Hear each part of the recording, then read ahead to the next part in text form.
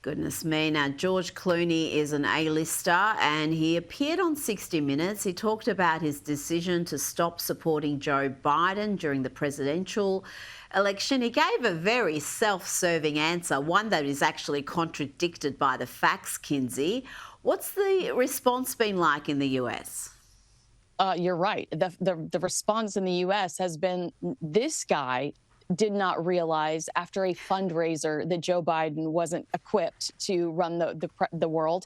He realized along with all of us after he did the debate between him and President Trump, and he just looks totally self-serving and dishonest. And who are you? You're not your wife. Who are you to tell us that you're better than us and that you're wiser than us and that you should be making these types of decisions?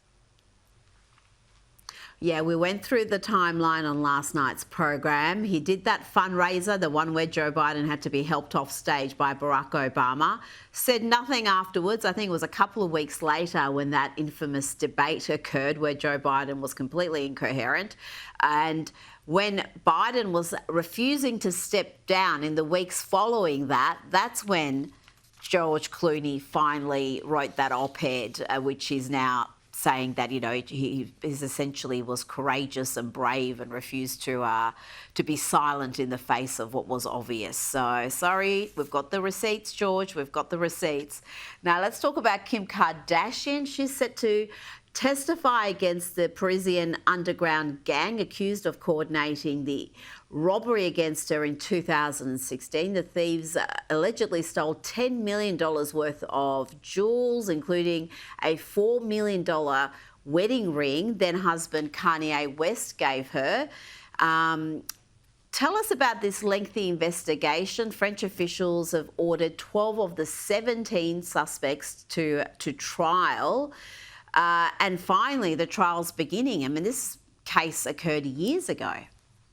Yeah, it did. I think that this is the perfect content for the Kardashians' reality show on Hulu. I sympathize with Kim over the incident, but we've watched her milk it for years now. And I want to think she learned her lesson. She was flashing all of these jewels all over Instagram, but I watch her continue to do similar things today. So I don't even feel like there was a lesson learned. I think that this is probably the greatest opportunity for her to enter the victimhood arena again, which is great for her brand. But I wouldn't be tuning in if it was televised. I'm not interested. Now, let's hear briefly from Joe Rogan, who's ripped into Blake Lively and Ryan Reynolds over their attempts to bring down Justin Baldoni. Ryan's trying to get out of it now. He's trying to get out of the lawsuit. And they're like, you were a key part of this. They were trying to take over the movie and the whole franchise. He owned the franchise. The whole thing's crazy. And he's suing the New York Times, and he's got a great case. He's going hard in the paint. But that's what it takes. That's what it takes. It's like Johnny Depp. Kinsey, it has been a PR disaster, and it might be a financial disaster for the A-list couple.